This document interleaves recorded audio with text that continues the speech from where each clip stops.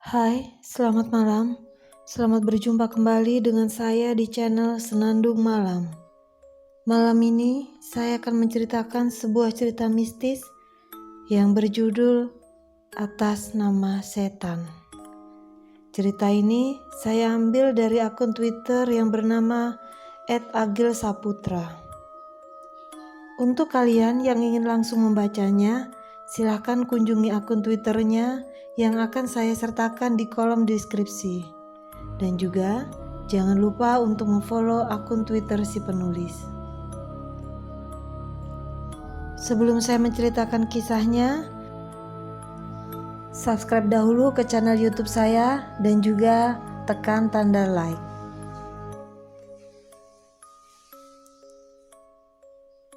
Sebuah kisah tentang seseorang yang melakukan ritual untuk menolak bala, namun justru malah terjebak dalam persekutuan. Berbagai jenis lelembut mulai masuk dan meneror rumahnya, seperti menagih perjanjian yang sama sekali tidak ia ketahui. Temanggung pertengahan Januari 1990. Sebut saja namanya Pramono. Seorang ayah satu anak ini tengah meletakkan sesaji di sebuah lembah yang tak jauh dari desa tempat di mana ia tinggal. Hal ini sudah rutin ia lakukan 2 tahun terakhir ini. Tujuannya ambigu, entah ia meminta keselamatan atau meminta kelancaran dalam pekerjaannya yang sempat hancur 3 tahun lalu. Semua ini berawal dari sebuah buku yang ia temukan di kolong lemari usang milik mendiang kakek buyutnya. Tulisan tentang berbahasa Jawa Kawi itu menunjukkan cara untuk menundukkan para jin dan lelembut agar bisa membantu kita. Entah itu membantu dalam hal apa, yang jelas kekalutan Pramono waktu itu membuatnya iseng mengikuti langkah-langkah yang tertulis di sebuah buku tersebut. Dan entah kebetulan atau bagaimana, ritual itu dirasa Pramono cukup membawa hasil yang signifikan. Terbukti dengan usahanya yang sempat terpuruk, lambat laun mulai berkembang besar. Pramono adalah seorang peternak sekaligus belantik atau pedagang sapi. Usahanya yang sempat meredup beberapa tahun lalu karena ketatnya persaingan dan banyaknya kasus aradan atau kematian hewan ternaknya kini mulai berkembang melebihi masa kejayaannya dulu. Pramono yakin kejayaannya kini berkat dari ritual yang rutin ia lakukan selama ini. Adapun sebenarnya hal yang melatar belakanginya adalah rasa buruk sangka dari diri Pramono sendiri. Ia merasa kehancuran usahanya dahulu dikarenakan oleh hal gaib atau guna-guna dari pesaingnya. Namun sejak ia melakukan ritual tersebut, tunduk dahyang itu, kendala-kendala dalam usahanya mulai menghilang, seperti aradan atau sapi yang sakit, malnutrisi, dan pencurian. Tapi ternyata kejayaan Pramono 2 tahun terakhir ini berujung dengan penuh kengerian yang terlambat ia sadari. Kembali ke hari awal, yaitu pertengahan Januari 1990. Pramono yang terbangun di tengah malam dari tidurnya merasa panik. Bergegas ia mengambil ubor rampe atau berbagai sesaji yang sudah ia siapkan sedari siang tadi. Malam ini adalah malam Selasa Kliwon, ucapnya dalam hati. Malam di mana ia harus rutin meletakkan sesaji di lembah ujung desa. Dengan mengendap-endap karena tak mau membangunkan anak dan istrinya yang tengah tertidur pulas, Pramono menuntun sepeda motornya dan menyalakannya ketika jauh dari rumahnya. Ia berangkat ke lembah itu sekitar pukul 2 dini hari. Dengan rasa khawatir, Pramono sedikit memacu kendaraannya menuju ke tempat itu melewati jalan kecil yang rimbun oleh pepohonan di sisi kiri dan kanannya. Sesampainya ia di lereng lembah itu, setelah ia memarkirkan motornya di semak-semak, Pramono mulai menyusuri tanjakan demi tanjakan dengan berbekal penerangan dari lampu senter. Berulang kali bulu kudunya merinding ketika ekor matanya melihat ada beberapa sekelebatan di sampingnya. Tapi ia mencoba untuk tidak memperdulikan hal itu sampai akhirnya Pramono di puncak lembah itu. Segera ia menata sesajen dan membakar kemenyan sembari membaca mantra. Suasana sekejap menjadi senyap, tak ada hembusan angin seperti biasanya. Suara hewan malam pun seperti tak terdengar. Sementara Pramono masih dengan hikmah mengulang mantra itu hingga kemenyannya terbakar habis. Namun setelah itu, tiba-tiba ada suara getaran daun dari semua semak-semak di sekelilingnya. Ia masih memejamkan matanya walau mendengar suara itu, dan ia pun terkejut oleh tepukan keras di pundak kanannya. Seketika Pramono yang kaget langsung terperanjat dari silanya, menoleh ke kanan dan ke kiri. Tak ada siapapun di sekitarnya. Dan angin pun berhembus dengan kencang, diiringi suara entah dari siapa itu dan berkata, "Balik, pulang." Mendengar itu, Pramono langsung bersujud dan berlari turun, pulang menuju rumahnya dengan perasaan yang kalut. Tak biasanya Pramono merasa setakut ini. Sesampainya di rumah, ia langsung mencuci kakinya dan beranjak tidur kembali sembari bertanya-tanya, ada apa gerangan terjadi? Hingga tak terasa ketika rasa kantuk mulai menyerang dan ketika ia dalam keadaan setengah tidur, Pramono mengalami ketindihan. Tubuhnya tentu tak bisa bergerak, lehernya seperti dicekik, dan ketika ia membuka matanya, Pramono melihat ada sosok hitam bertanduk yang tengah duduk di atas tubuhnya. Sosok itu seperti mencekik Pramono. Ia yang mencoba berontak, tapi memang sulit.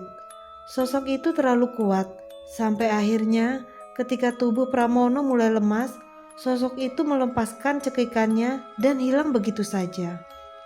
Pramono langsung terbangun dengan nafas yang terengah-engah. Ia pun menengok ke sisinya, tapi istrinya dan anaknya yang harusnya tidur di sampingnya kini menghilang. Nampaknya Pramono terbangun di tempat lain. Ruangan itu menjadi gelap dan terlihat sisi terang di depannya, yang mana di situ terdapat sebuah keranda mayat dan sosok pocong yang berdiri di dekatnya. Pramono sempat mengusap-ngusap matanya untuk meyakinkan tentang apa yang tengah dilihatnya. Tapi memang benar, setelah beberapa saat, wujud keranda mayat dan pocong itu masih terlihat jelas di hadapannya. Pramono mulai menangis dan meminta ampun. Lidahnya yang keluh tetap mencoba untuk berdoa seraya menutupi mata dengan kedua tangannya. Dan angin pun berhembus kencang, menerpa tubuh Pramono.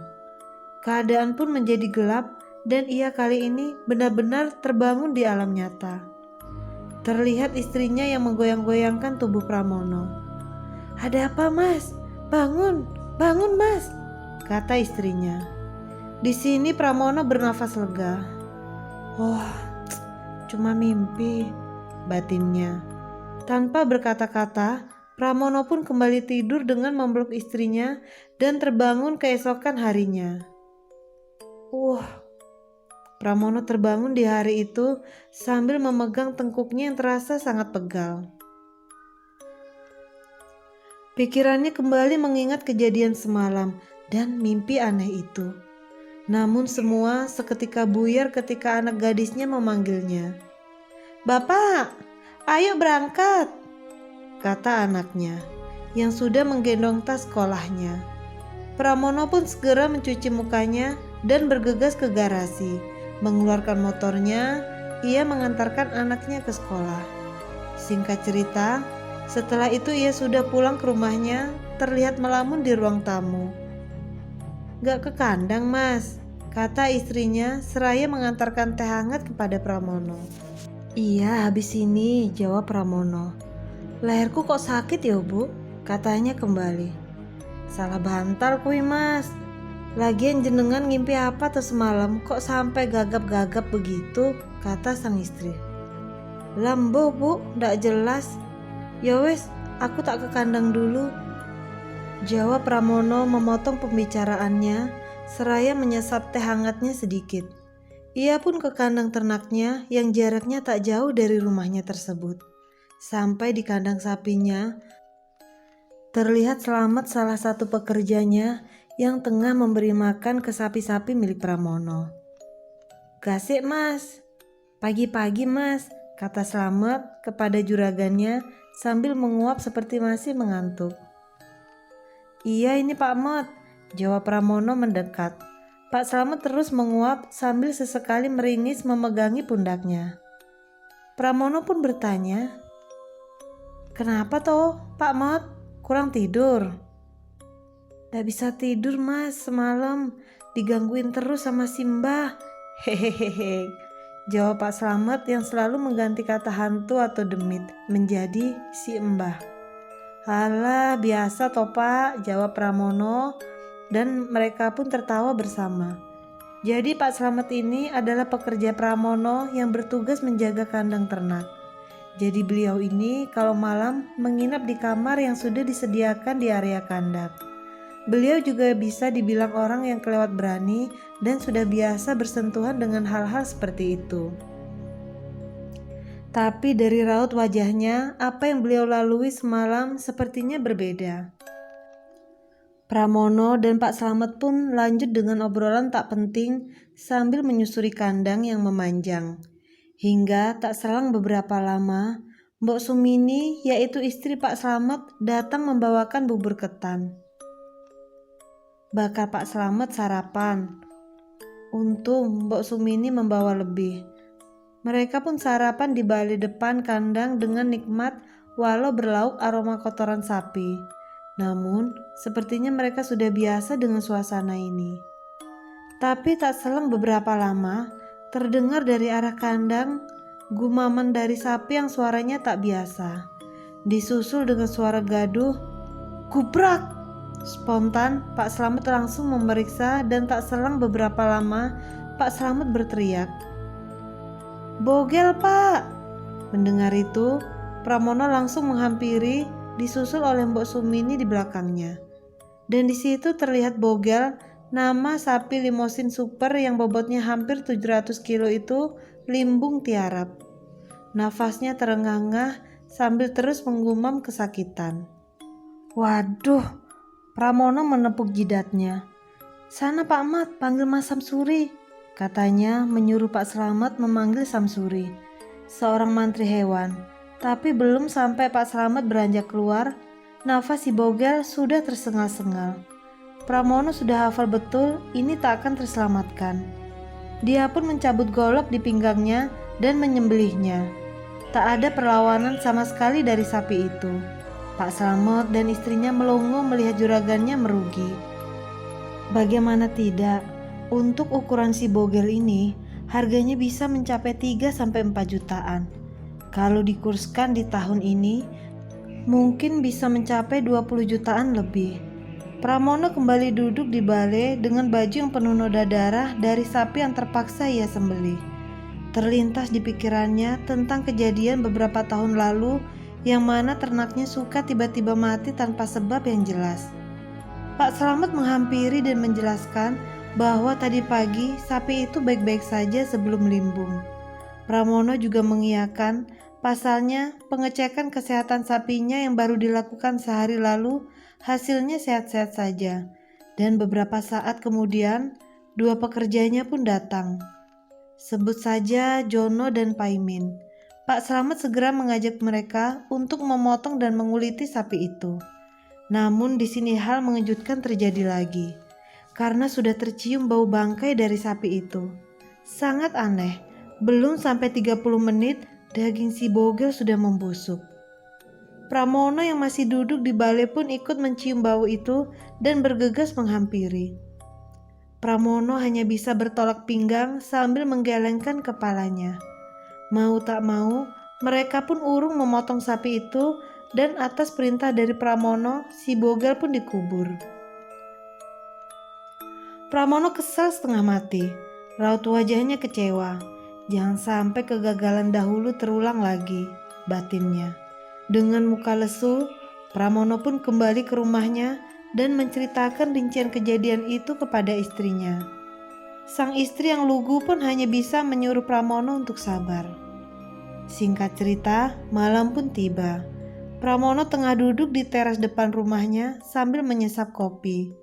Tak henti ia memikirkan tentang kejadian tadi. Ojo-ojo ono sing gawe aku maneh. Jangan-jangan ada yang guna-gunain aku lagi. Batinnya yang selalu yakin menganggap bahwa kegagalan bisnisnya beberapa tahun lalu adalah akibat dari guna-guna seseorang yang iri dengan usahanya. Tak terasa waktu sudah semakin malam, namun Pramono tak kunjung masuk ke dalam rumahnya. Istrinya yang sempat mengajaknya masuk pun diacuhkannya. Entah berapa batang rokok yang sudah ia bakar. Malam itu, ia terlihat melamun memandangi halaman rumahnya yang luas itu, seraya dengan pikiran yang masih saja dipenuhi dengan prasangka-prasangka. Sampai aroma anyir darah tiba-tiba menusuk penciumannya. Pramono menoleh ke kanan dan ke kiri sambil mendenguskan hidungnya untuk meyakinkan bau itu, dan suara batuk pun muncul. Mengagetkan Pramono hingga terperanjat dari tempat duduknya. Suara itu tepat di samping telinga kirinya. Namun setelah ia menoleh, tak ada siapapun di situ. Walau gangguan seperti ini dirasa biasa baginya, tapi malam itu perasaannya tak enak. Pramono pun melanjutkan lamunannya di ruang tamu, merebah di sofa sambil membuka koran. Hingga tak terasa ia terlelap. Entah berapa lama ia tertidur. Yang jelas, ia kembali dibangunkan oleh suara ketukan dari pintu terletak hanya beberapa meter saja di dekatnya. Ia tak yakin dengan ketukan itu karena ketika ia terbangun, ketukan itu sudah tak terdengar. Namun untuk memastikan, Pramono beranjak dan membuka pintu, dan memang benar, tidak ada siapapun di situ.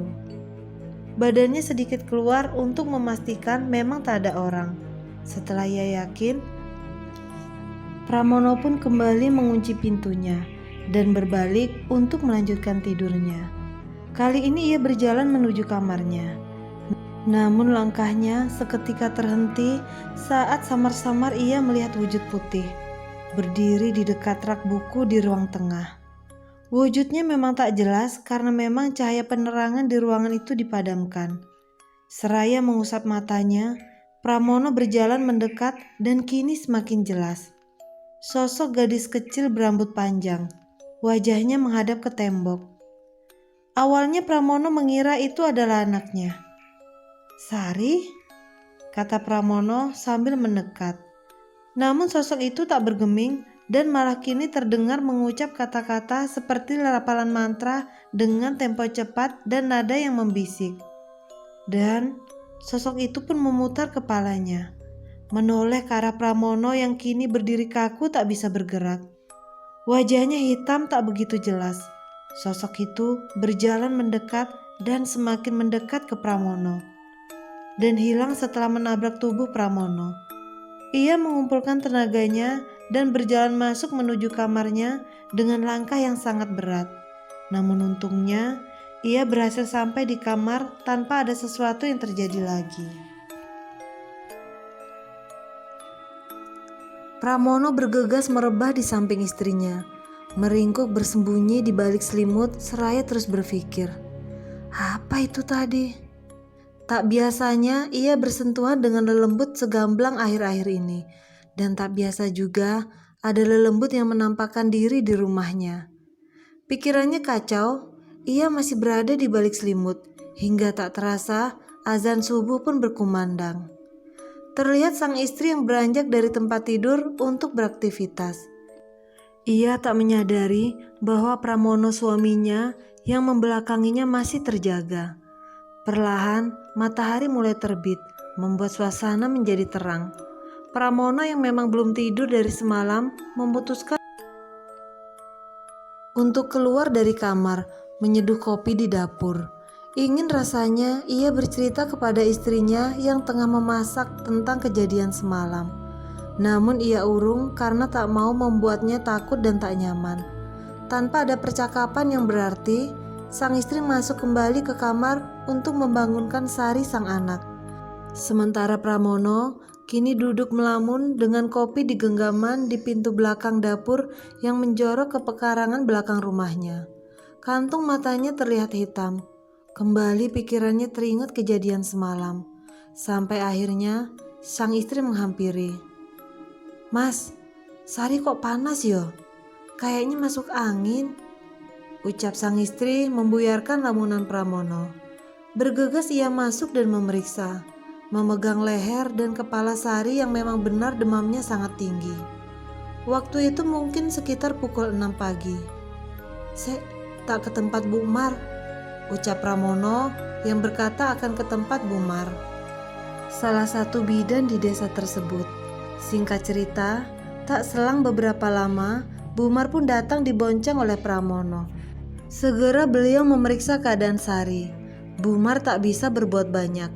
Ia hanya bisa memberi obat penurun panas dan berkata bila panasnya tak juga turun, Sari harus dibawa ke dokter atau rumah sakit. Singkat waktu, sekitar 40 menit kemudian setelah memeriksa, Bu Mar pamit dan kembali oleh Pramono. Singkat cerita, malam pun tiba. Hari itu Pramono sama sekali tak pergi ke kandang karena sudah dipusingkan dengan keadaan Sari yang tak juga membaik. Hanya sore tadi, Pak Slamet menyusul ke rumah Pramono dan mengatakan keadaan kandang baik-baik saja. Itu cukup membuatnya lega. Terlihat kini Pramono yang tidur-tidur ayam di samping Sari. Meski badannya capek dan memang kurang tidur seharian ini, tapi kekhawatiran Pramono terhadap anaknya membuatnya tak bisa tidur dengan nyenyak tentunya. Malam itu, sekitar pukul 21, sang istri sepertinya sudah tidur nyenyak di sampingnya.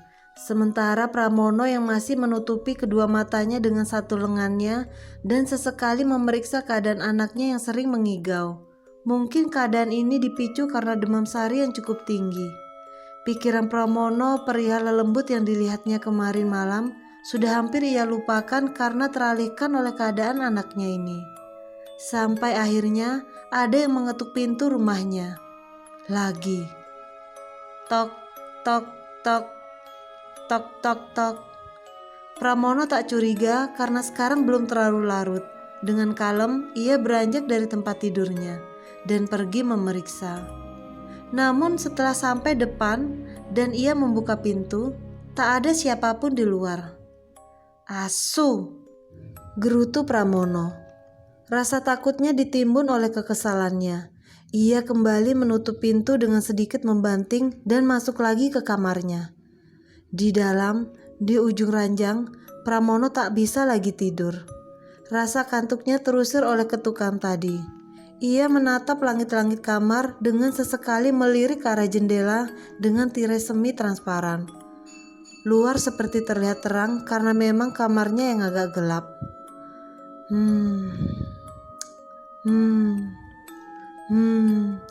Sari kembali mengigau.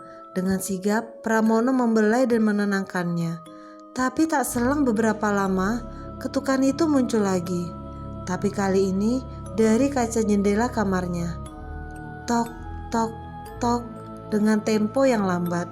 Sontak Pramono spontan langsung menoleh ke arah tersebut.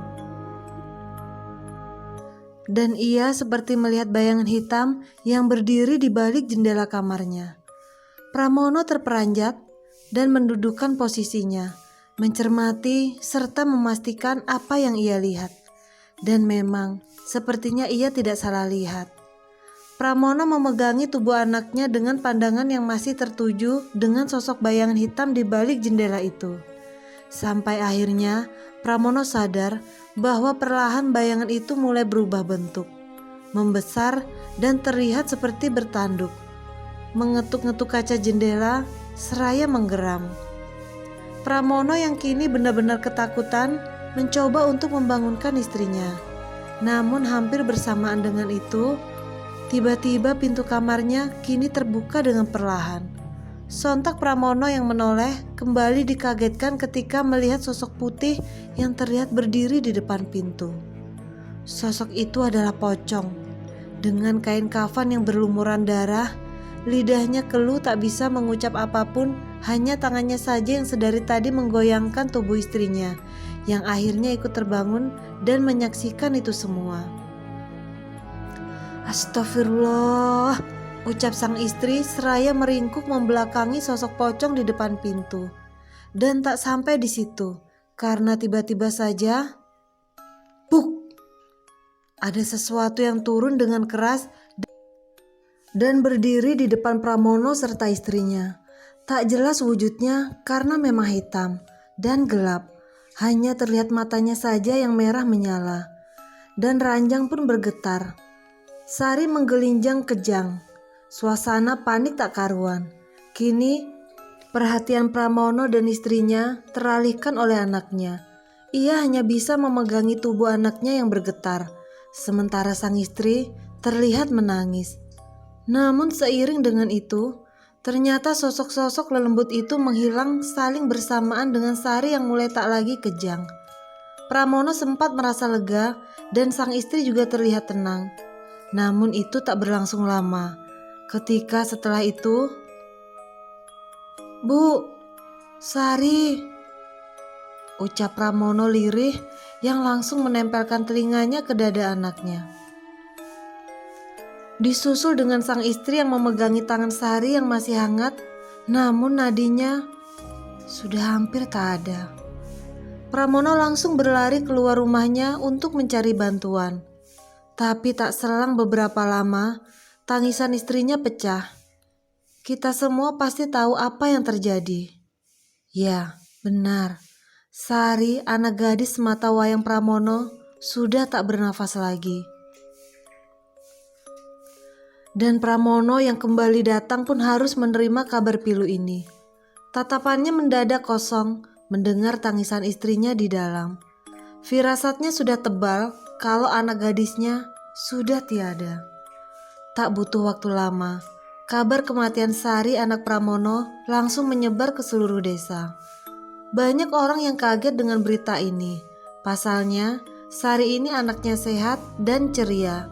Bahkan malam sebelum ia sakit, Sari masih terlihat mengaji di surau dekat rumahnya dan memang juga kegiatan rutin Sari setiap sorenya. Kematiannya memang aneh dan mendadak. Apakah ini ada hubungannya dengan ritual Pramono di lembah keramat itu? Singkat waktu. Sudah 40 hari kepergian sang anak Sari. Pramono dan istrinya masih dalam masa berkabung tentunya. Tapi di sini Pramono belum sadar kalau ini adalah buah dari ritualnya. Ia masih sibuk berburuk sangka kalau ini adalah ulah dari orang yang tak menyukainya. Berbeda juga dengan sang istri yang memang tak tahu menahu tentang ritual itu. Sang istri menganggap kematian anaknya disebabkan murni oleh penyakit, walaupun ia juga sempat melihat penampakan sebelum Sari kejang dan meninggal. Bila hari ini adalah tepat 40 hari kepergian anaknya, berarti kurang lebih kemarin atau hari ini Pramono harus melakukan ritual itu lagi. Tapi sekarang dia seperti menganggap ritual itu sudah tidak manjur, karena terhitung sejak meninggalnya Sari anaknya, sudah ada 8 ekor sapi ternaknya yang mati. Jadi sekarang Pramono memutuskan untuk meninggalkan ritual itu. Tanpa ia sadari, ada sesuatu yang akan mengancamnya di kemudian hari, yang belakangan diketahui disebabkan oleh sosok jin yang menagih akan ritual itu. Masih di hari yang sama, malam itu setelah prosesi tahlilan, terlihat warga cepat-cepat beranjak pulang karena kebetulan malam itu hujan gerimis. Begitu juga dengan para ibu-ibu yang sedari sore membantu istri Pramono menyiapkan kudapan ikut berpamitan satu persatu. Karpet yang terbentang di ruang tamu juga belum sempat dirapikan.